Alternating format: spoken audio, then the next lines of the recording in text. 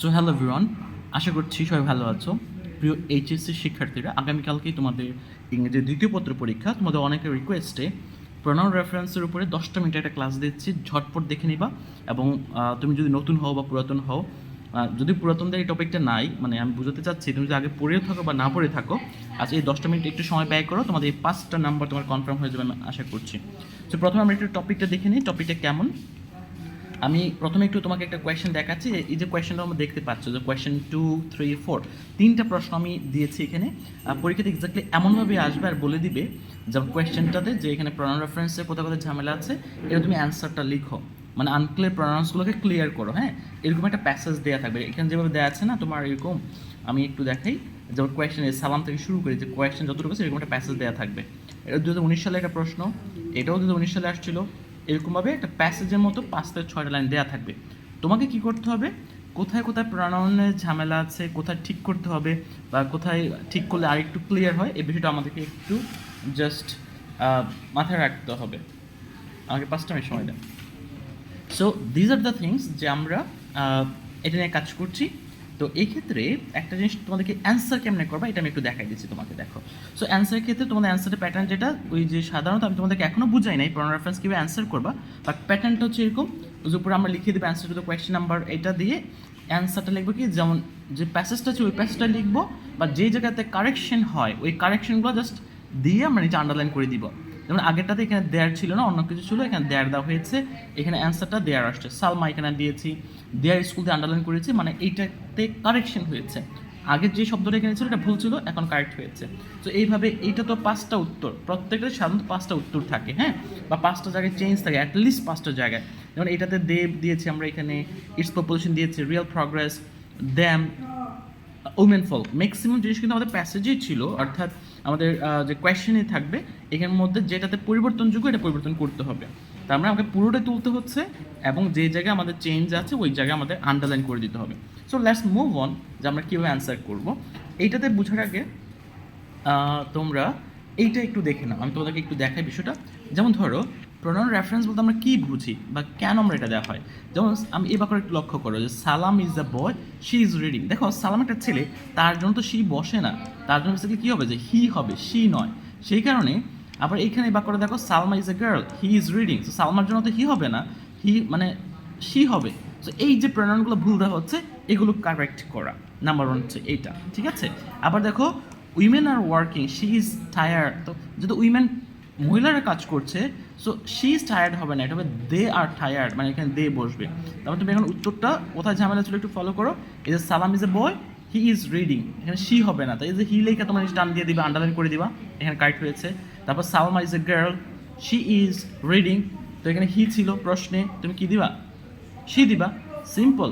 Women are working, she is tired, তো she হবে না, দে আর টায়ার্ড।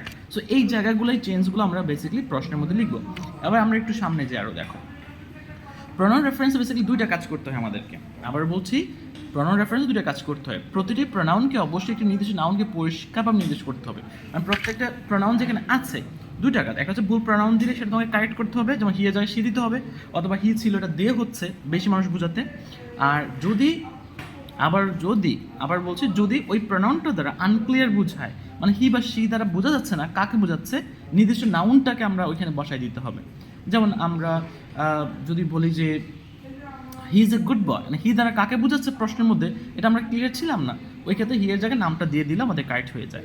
এখন এই জায়গায় আমি 2টা জিনিস বুঝছি একটু, যে এখানে আমরা যেটা দেখছিলাম উদাহরণটা একটু ক্লিয়ারলি আমরা, যে প্রণয়নের পরিবর্তন অর্থাৎ নাউনের ব্যবহার, 2টা জিনিস যেটা বলছিলাম। একটা হচ্ছে প্রণয়ন পরিবর্তন করতে হবে যে জায়গায় ভুল আছে, আর নাউনের ব্যবহার বলতে আমরা কি বুঝি, যে ওই প্রণয়নটা ঠিক আছে বাট নাউনটা দিলে অর্থটা আর একটু স্পষ্ট হয়, ঠিক আছে। এই 2টা কাজ আমাদেরকে করতে হয়। এবার আমরা প্র্যাকটিক্যালি একটু চিন্তা করি কোথায় অ্যান্সারটা কীভাবে হবে। সো এখানে তোমরা একটা প্রশ্ন দেখতে পাচ্ছ, এই প্রশ্নটা আমি একটু ক্যামেরা ঠিক করে নিই। রাইট, সো এটা একটা প্রশ্ন এক্স্যাক্টলি, আর এটা হচ্ছে ভুল দেওয়া আছে। আমি একটু যদি পড়ি, যেমন ধরো সালাম অ্যান্ড সালমার সিবলিং, সো এটাতে কোনো ভুল নাই, তার 2 ভাই বোন, they read in local primary school. যদি 2জন অবশ্যই দে আছে এখানে, এটা সিম্পল। যদি ইন কেস এই দের জায়গায় আমার এখানে হি থাকতো অথবা শি থাকতো, তাহলে আমার অবশ্যই আমাকে দেয়া লাগতো। প্রশ্ন যদি দেয়াই আছে, তাহলে এটা আমার চেঞ্জ করা লাগবে না। সালাম ইজ ইন ক্লাস 5, সালাম হচ্ছে 5ম শ্রেণীতে পড়ে, হোয়ার যেখানে হার সিস্টার, তার বোন। তো সালাম যেহেতু ছেলে, সেক্ষেত্রে এখানে হার হবে না, তোমরা ইজিলি বুঝতে পারছো এটা হবে কি হিজ সিস্টার। তার প্রশ্নের উত্তর লেখার সময় এখানে তুমি কি লিখবা, হিজ লিখবা, নিচে আন্ডারলাইন করে দিবা।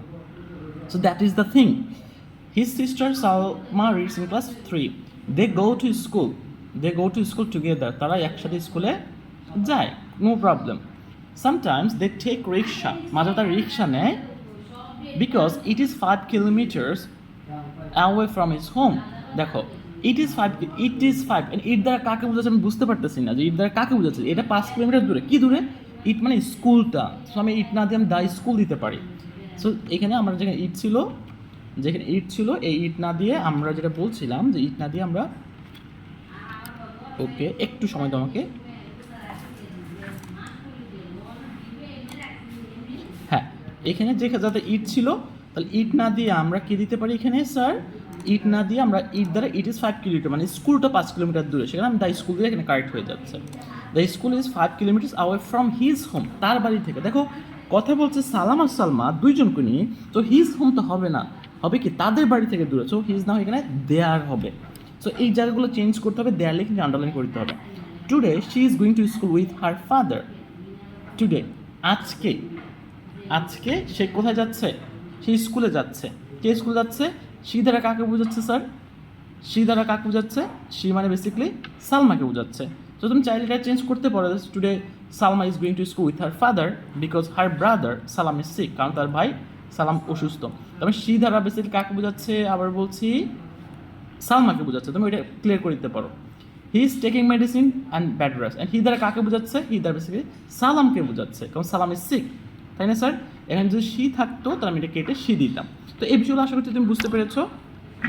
আরেকটাতে যাই, একটু মনোযোগ দাও, দেখো ভালো করে পড়বে অর্থটা। হ্যাঁ, both educated and uneducated women are at present as important as man in our society. বলা হচ্ছে আমাদের সমাজে শিক্ষিত এবং অশিক্ষিত যারাই আছে না কেন আমরা, মহিলারা গুরুত্বপূর্ণ, কাদের মধ্যে গুরুত্বপূর্ণ, as man in our society, অর্থাৎ পুরুষদের মতোই গুরুত্বপূর্ণ। তাহলে মূল টপিক কি, মহিলারা।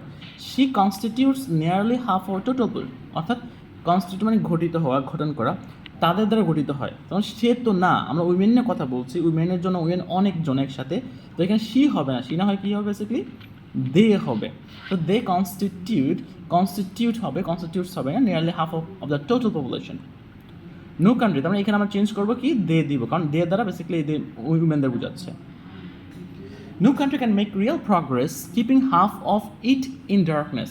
কিপিং হাফ অফ ইট, এখানে ইট দ্বারা কি তুমি বুঝতে পারছো, আমি কিন্তু বুঝতে পারছি না। এই যে ইট দ্বারা কি বোঝাচ্ছে, কিপিং হাফ অফ ইট, যে অর্ধেককে রেখে, কিসের অর্ধেক, জনসংখ্যার অর্ধেক। সেখানে আমরা এখানে ইটটাকে চেঞ্জ করে ইটস পপুলেশন দিই আমরা সাধারণত, যে keeping half of its population in the dark, তার জনসংখ্যার অর্ধেককে অন্ধকারে রেখে উন্নতি সম্ভব না।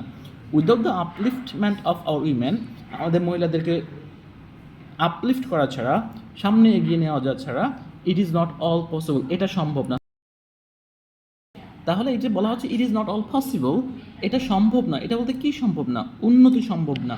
সো এখানে আমরা দিতে পারি কি, progress is not all possible, development not is possible, অথবা ইমপ্রুভমেন্ট দিতে পারো সম্ভব না।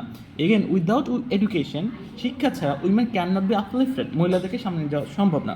So proper education should be given to her, so তাকে সঠিক শিক্ষাটা দিতে হবে। দেখো আমরা মহিলাদেরকে নিয়ে কথা বলছি, সেখানে তাকে না, তাদেরকে দিতে হবে। সো এখানে হারটা না হয় কী হবে, to them, to them, to them, in order that they can work hand in hand with them, যাতে তারা হাতে হাত রেখে চলতে পারে, উইথ দ্যাম, তাদের সাথে, কাদের সাথে, বেসিক্যালি এখানে পুরুষদের সাথে। তো পুরুষদের সাথে আমি এখানে ক্লিয়ার করার জন্য দ্যাম না দিয়ে বেসিক্যালি উইথ ম্যান দিতে পারি, and man in all development program. So এই চেঞ্জেসগুলো দিবা, নিচে আন্ডারলাইন করে দিবা, প্রত্যেকটা জায়গায় সেম রুলস, কোনো পার্থক্য নাই। So that is very easy. প্রয়োজন হলে 2019 সালে সবগুলো তুমি একটু প্র্যাকটিস করো, অ্যান্সারের সাথে মিলাও, তারপর প্রবলেম হলে আমাকে জানাও কমেন্টে, আমি তোমাকে সেটা সলভ করে দিব, অথবা ভিডিওটা কেমন লাগে সেটাও জানাও। অল দ্য বেস্ট, 10টা মিনিট ব্যয় করে তুমি দেখছো, সো ইউ আর সিরিয়াস, ইনশাল্লাহ পরীক্ষাটা ভালো হবে। আল্লাহ।